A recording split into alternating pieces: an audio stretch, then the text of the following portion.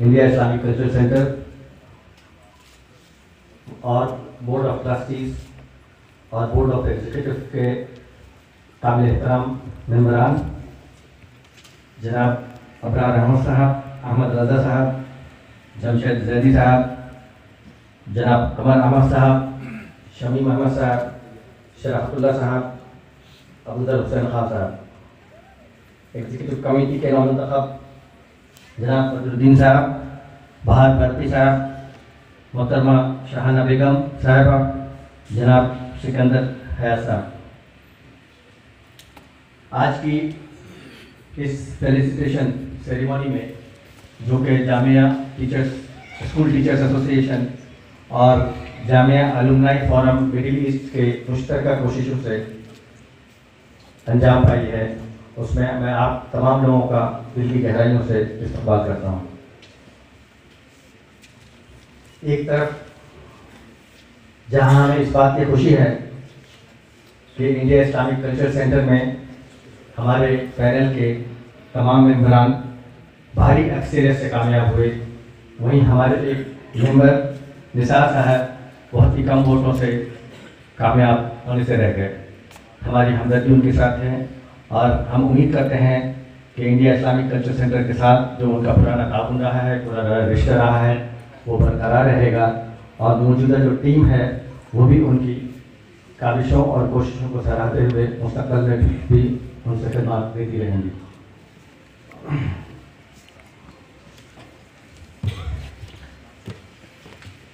میں اپنے کچھ معزز مہمانان کا استقبال کرنا چاہتا ہوں جن کا تعلق جامعہ سے رہا ہے اور جو اپنی تمام مصروفیات کے باوجود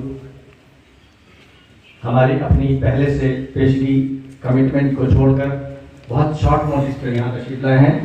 ہمارے بڑے بھائی جاوید علی خان صاحب، ممبر آف پارلیمنٹ، کمال اختر صاحب کو آنا ہے، وہ راستے میں ہیں، اس وقت ابھی نہیں پہنچ پائے ہیں۔ عمر دانش علی صاحب بہت ہی مشہور چہرہ ہے، آپ لوگ ان کو تقریباً روز ہی ٹی وی پہ دیکھتے ہوں گے۔ شعیب دانش بھائی، آپ لوگ تمام ان سے واقف ہیں، ان کا جو تعاون اس پورے الیکشن پروسیس کو رہا ہے۔ میں سعودی عرب میں بیٹھ کر تقریباً ان سے ہر دوسرے دن میرا ان سے رابطہ ہوتا تھا اور تمام رپورٹس مل جاتی تھی، تمام ڈیولپمنٹ کا اندازہ ہو جاتا تھا اور پھر کچھ میں انہیں مشورہ دیتا تھا، مجھے ہی مشورہ دیتے تھے۔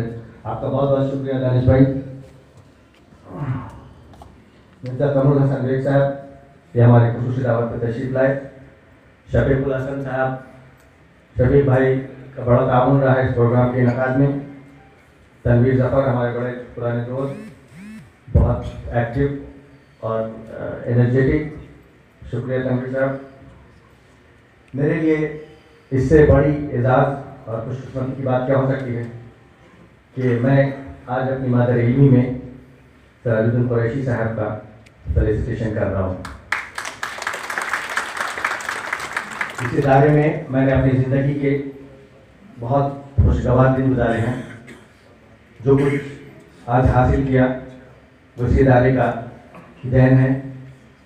اللہ تعالیٰ سے دعا ہے کہ اللہ تعالیٰ اس کو مزید ترقی دے اور انڈیا اسلامک کلچرل سینٹر کا اور جامعہ ملیہ اسلامیہ کا جو ایک رشتہ ہے اس کو مزید فروغ اور تعاون ملے۔ انڈیا اسلامک کلچر سینٹر کے اس پورے الیکشن پروسیس میں کبھی کبھی احساس ہوتا تھا کہ جیسے یہ جامعہ اسٹوڈنٹ یونین کا الیکشن ہو رہا ہے۔ خاصے جامعہ اس کے ممبر ہیں اور وہ تمام لوگ تقریباً اکثریت یہاں سے لے کر سعودی عرب اور دبئی ان تمام جگہوں میں تقریباً 99% لوگ سراج الدین قریشی صاحب کو سپورٹ کر رہے تھے۔ عزیزان گرامی، یہ کوئی رسمی استقبالیہ نہیں ہے، گرچہ میں ٹریڈیشنز کا مخالف بھی نہیں ہوں، لیکن یہ چاہتا ہوں کہ جب کوئی ٹریڈیشنل سیریمنی ہو رہی ہو تو اس میں ہمارے کچھ وسائل، کچھ انرجی، کچھ وقت لگتا ہے، لیکن جب اس کا کچھ حاصل نہ ہو تو یہ ساری چیزیں بےمانی ہو جاتی ہیں۔ یہ پھول دینا، ویلکم کرنا، یہ ساری چیزیں ٹریڈیشنز کا حصہ ہے جس کا کوئی فائدہ تو ہوتا نہیں ہے، بہرحال ایک وقت خوشی ضرور ہوتی ہے۔ لیکن اگر اس فیلیسیٹیشن کو تھوڑا سا بامانی کر لیا جائے اس کا ایک مقصد طے کر لیا جائے تو میرے خیال میں جو آؤٹ پٹ کی ہم توقع کرتے ہیں وہ اس سے حاصل ہو جائے گا. اور یہ اسی سلسلے کی ایک کڑی ہے. میں بہت پچھلے 10-15 دنوں سے بڑا ہیکٹک سا رہا, الیکشن پھر رزلٹ پھر سفر, اور مجھے کل پھر سفر کرنا ہے. تو میں چند چیزیں بہت ہی مختصراً سر جیتن قریشی صاحب اور جو پوری ٹیم ہے ان کے سامنے رکھنا چاہوں گا. انڈیا اسلامک کلچر سینٹر کے پورے الیکشن پروسیس میں 2-3 چیزوں کی بہت گونج سنائی دی. ایک تو شاید یہ شکایات تھیں کہ انڈیا اسلامک کلچر سینٹر ایک غلط ہو کر رہ گیا ہے, جیسے اس کی جتنی بھی مذمت ہونی چاہیے تھی وہ کم ہے. ہم نے اس بات کی پوری مذمت کی انڈیا اسلامک کلچر سینٹر میں جو پروگرامز ہوتے ہیں اس کے جو مقاصد ہیں اور وہاں سے جو اس کا نتیجہ نکلتا ہے وہ آپ تمام لوگوں کے سامنے ہے. ویب سائٹس پہ اس کی کچھ انفارمیشن بھی اویلیبل ہیں, اور جس طرح کے پروگرامز, تقریبات, سیمینارز, کانفرنسز وہاں پہ کی جاتی ہیں, اس کے باوجود اگر کسی کو یہ لگے کہ یہ صاحب غلط کی شکل اختیار کر گیا ہے تو میں سمجھتا ہوں کہ یہ قابل مذمت ہے, اور اس سے انڈیا اسلامک کلچر سینٹر کے وقار کو اور عظمت کو داغ آتی ہے. تو ایک کلب اور تھنک ٹینک کی بہت بات کی گئی ہے. میں سمجھتا ہوں کہ ہندوستانی مسلمانوں کا بہترین دماغ انڈیا اسلامک کلچر سینٹر میں موجود ہے. صرف اس کو پراپر یوٹیلائزیشن کی ضرورت ہے. صرف یہ اکیلے صدر کی ذمہ داری نہیں ہوتی ہے. آپ کو پتہ ہے کہ کسی ادارے کو چلانے کے لیے ادارہ بنانا, ادارہ چلانا, یہ سب بہت آسان کام نہیں ہوتا. جن لوگوں کو ادارہ سازی کا ملکہ حاصل ہے اس میں چند ناموں میں سراج الدین قریشی صاحب کا نام سر فہرست ہے. انڈیا اسلامک کلچر سینٹر کو جہاں سے لے گئے اور جس طرح سے ایک آج ایک انٹرنیشنل ریپیوٹ کی آرگنائزیشن بن چکی ہے وہ آپ تمام لوگوں کے سامنے ہے. تو میں یہ عرض کر رہا تھا کہ انڈیا اسلامک کلچر سینٹر کی بیرون ملک شاخ جب سراج الدین قریشی صاحب پچھلے 4-5 سالوں پہلے جب سعودی عرب تشریف لے گئے تو ہم نے ان سے یہ گزارش کری کہ انڈیا اسلامک کلچر سینٹر کو جو بیرون ملک ہمارے نارائز رہ رہے ہیں ان کے ساتھ کس طرح سے جوڑا جائے اور ان کا تعاون کس طرح سے انڈیا اسلامک کلچر سینٹر کو حاصل ہو.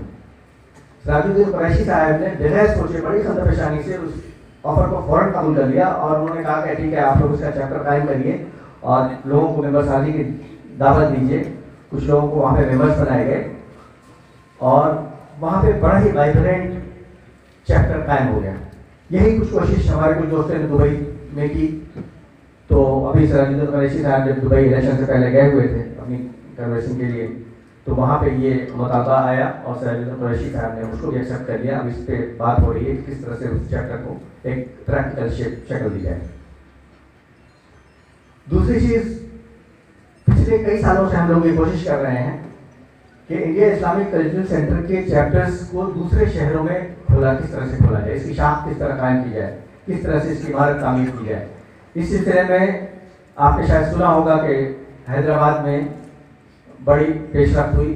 چیف منسٹر آف تلنگانہ نے اسمبلی میں انڈیا اسلامک کلچر سینٹر کے لیے زمین کے الاٹمنٹ کا اعلان کیا اور پھر ان کا ٹینیور ختم ہو گیا. اب انشاءاللہ میرے خیال میں اس میں کچھ پیش رفت ہوگی اور کنسٹرکشن کا کام شروع ہوگا.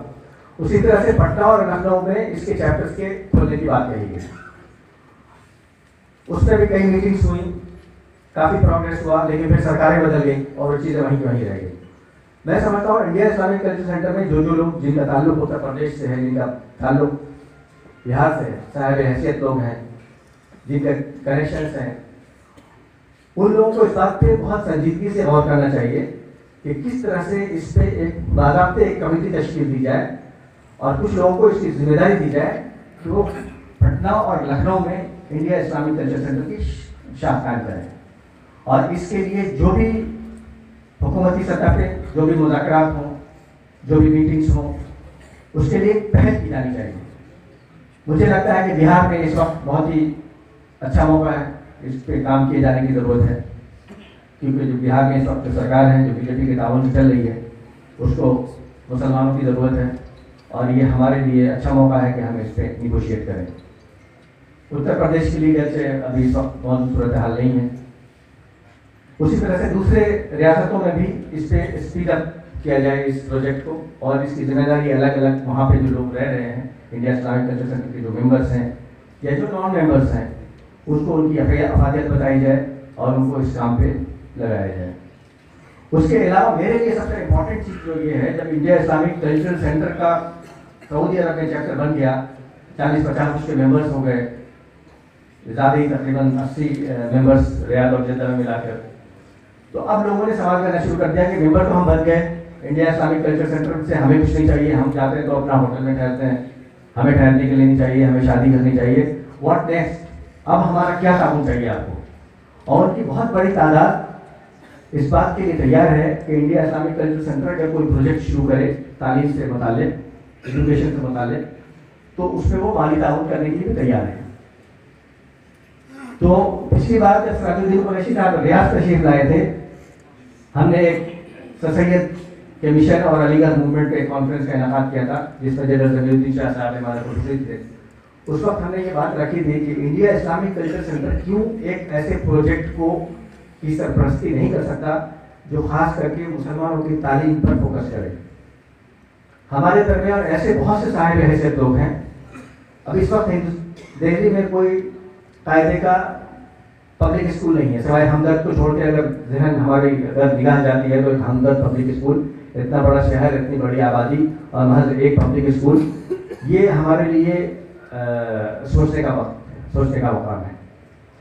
تو میں سراج الدین قریشی صاحب سے درخواست کروں گا کہ انڈیا اسلامک کلچر سینٹر کے اوورسیز چیپٹرز کے تعاون سے اور یہاں جو ممبران ہیں اس کے، ان کے تعاون سے ایک ایسی کوئی کمیٹی تشکیل دی جائے جو دہلی میں یا NCR میں ایک بہترین انٹرنیشنل اسٹینڈرڈ کا مسلمانوں کا اسکول قائم کرے،